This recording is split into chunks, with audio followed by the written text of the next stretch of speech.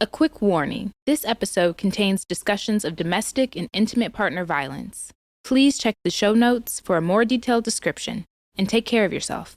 Thanks for listening.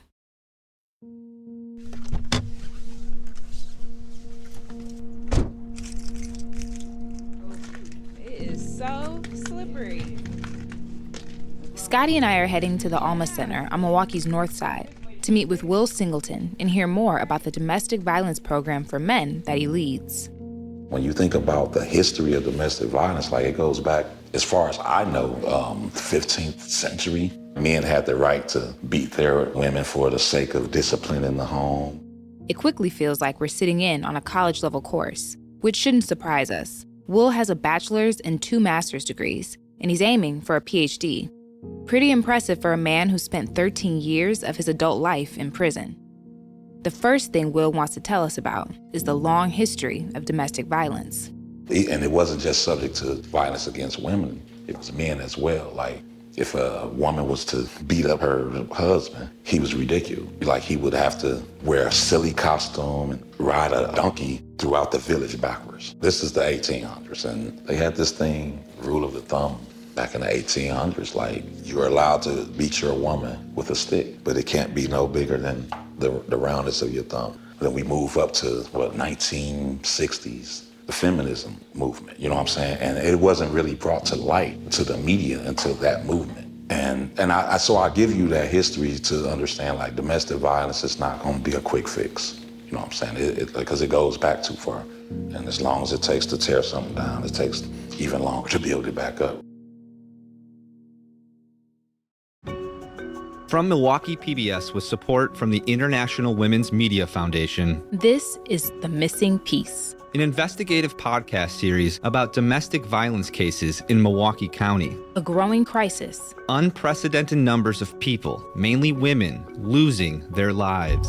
We're taking a deep dive on how we got here. And what is being done to save lives and restore peace. We're your hosts, Alexandria Mack. And Scotty Lee Myers. Episode 7, Building Men Back Up. You know what I'm saying? Like, and when you think about it, everything that we did in our household, learned in our household, moving forward, we used to that. And the reason we are here now is we let a moment get away from, just one moment get away from us. It was moving too fast. We didn't know how, the only way we knew how to navigate it is with the tools we learned from the household, right? This is Will Singleton. He's sharing how he got introduced to the Alma Center while he was serving time in prison for a homicide. This was long before he became the Community Engagement Director. The Alma Center is an organization that focuses on addressing unresolved trauma that can result in cycles of violence. Here, the work is done by looking inward. That's what Alma means. It's Spanish for soul. I don't want to talk about being in these classes as a bad thing, right? Like I told y'all earlier, I was in prison for a homicide, and Terry and them, the founder, came to the prison to talk to me about being in the Alma house, and I was like, it's funny. I was like, what? I said, man, I ain't got no domestic violence. Most of the Alma Center's clients are men who've been convicted of intimate partner violence. Will's leading an orientation for a new cohort of 6 men signed up for their Journey to Legacy course. He always starts with his own story. Foster care, there was so many different mixes of how to handle things. Like, I was in a foster house where everybody was selling drugs, from the grandma down. Then I was in another household where we had one brother was GD, the other one was vice lords.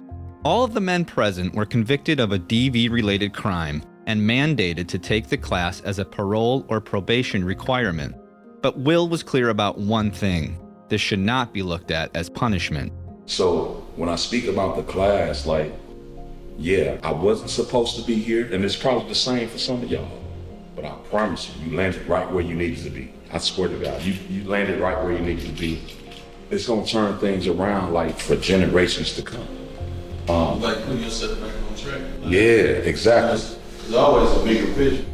Mainly because 12 years ago, the classes helped him change his life.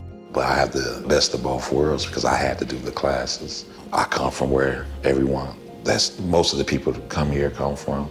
I speak their language, and also I can speak the language of my peer co-workers as well. So I just, like, my main goal is to be able to teach the community the language that we use here in the trauma-informed care industry. So we try to hold everyone accountable, like compassionate accountability, right? Like we're not gonna ridicule you because you did this. We want you to be accountable, but we're gonna do it with compassion. And what I mean by that is when you have compassionate accountability, you're holding someone accountable for their actions with love and also with a plan. Because at the Alma Center, it's about more than their clients' worst moments. They want to know the full picture, everything, the good, bad, and ugly, the hard stuff. They come from a lot of trauma, like we talk about ACEs, adverse childhood experiences. And it's a 10-question questionnaire. Have you ever been molested? Have you been neglected? Have you witnessed your mom get beat up? Have you been sexually assaulted? Things of that nature, right? Out of all the participants, they average about a 7 or 8. So that means 70 to 80% of these things have happened to most of the participants that come in here, right? That's one of the things. A lot of men witnessed domestic violence in their home, whether it's a parent or it's a sister or aunt. So it's scheduled for 2 hours. Sometimes it's longer. Grown men don't get a lot of space to tell their story without any judgment, right? So they want to talk. Like, man, she did this, he did that. And, some of the stuff we got to take with a grain of salt because, especially a person like me, I've been in these atmospheres for so long where I can see when someone is not telling the truth. But I don't say anything because I know it's going to come out in orientation or when they're in class. One of Will's clients was open and willing for us to record his own intake session. We didn't sit in the room, but our microphone was rolling the entire time. This particular client was referred through the Milwaukee's Domestic Violence High Risk Team, which you heard about in episode 6. Have you ever had an issue having compassion for other people? Mm-mm. Have you ever had an issue being angry all the time? Has that ever been an issue? Yeah. Reacting aggressively when someone makes you mad? Yeah. Lying? Yeah. Have you ever tried to control other people? Nah. Using or playing other people? No. You have an issue trying to save or rescue others? Hell yeah. Have you ever had any issue with self-confidence or self-esteem? Yeah. When I was young, my mom even said, well, you the ugliest child I got. Oh God, for real. That's why I felt neglected in a certain way. Like, damn, that hurted the soul. Like, so this part right here is just the medical. Have you ever received treatment or counseling for mental health issues? No. You ever been diagnosed with depression, bipolar, ADHD? No, I never been diagnosed with it, but I know for a fact I'm a tad bit bipolar, you could say, because I could be mad and then 20, 30 minutes later, I'm thinking about it so heavy. All of the class participants go through one of these intake sessions, almost like ripping the Band-Aid before going into the larger group experience, which over the course of 24 to 50 classes can get pretty deep too. In this activity, the guys were asked what they imagined was needed to build or rebuild their own house of love. I got a list of next to love, peace, happiness, trust, safety, respect, being kind to one another, having faith in God, being there when times get rough, showing people when you care. I got a bad habit of just not showing that I care, but I do care. It's just me not showing it. Like in the inside, you care. Inside, I care, but physically, me just trying to comfort. And basically, the peace thing, it's hard for the peace part because I don't have peace. Since I've been home, there's been none of the structure for me. So I'm still trying to find peace. This is gonna be the last day y'all hear from me, bro. I'm sorry. There's just been too much going on. Police out here. She dead. Police right there. Somebody come get my son first! This not finna end well for nobody, cuz. This is audio from a Facebook Live back in February 2022. The voice you hear is Larvell Huddleston, and what you're hearing is a man in crisis. So, I've been dealing with a lot, but ain't nothing finna justify my actions, bro. I've been dealing with a lot. I just need somebody to get my son. Sorry, y'all. I'm just ready to die, bro. Just ready to get this over with. But I'm already shooting at the police and everything, bro. It's over with. It's over with. It's over with. That's a whole body right there, bro. I'm not the right person, bro. Me mentally, like, I've been through too much. I've been being played with mentally, all type of shit, bro. I'm not straight, bro. I'm not crazy, but it's a lot of shit I can't take, bro. Moments before this, Huddleston shot and killed Ariana Reed, the mother of his 2-year-old son, after a co-parenting drop-off. He also shot at 2 neighbors attempting to help, one of whom also died. Before taking his own life, Huddleston offered a glimpse at his fragile breaking point, live streaming his crisis. Hey, I'm finna end this video, but Shawn, any money you owe me, bro, give it to her parents. Any money you owe me, give it to her parents. And always check up on my son, bro.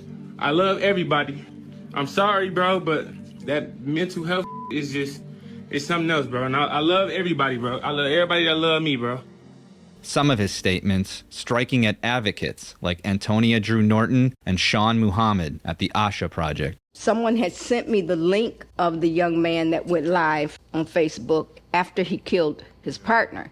And I'm steady watching this in shock and horror, but at the same time, listening to what he's saying and listening to what he's not saying at the same time. And my thing was, how can we get Shawn to him?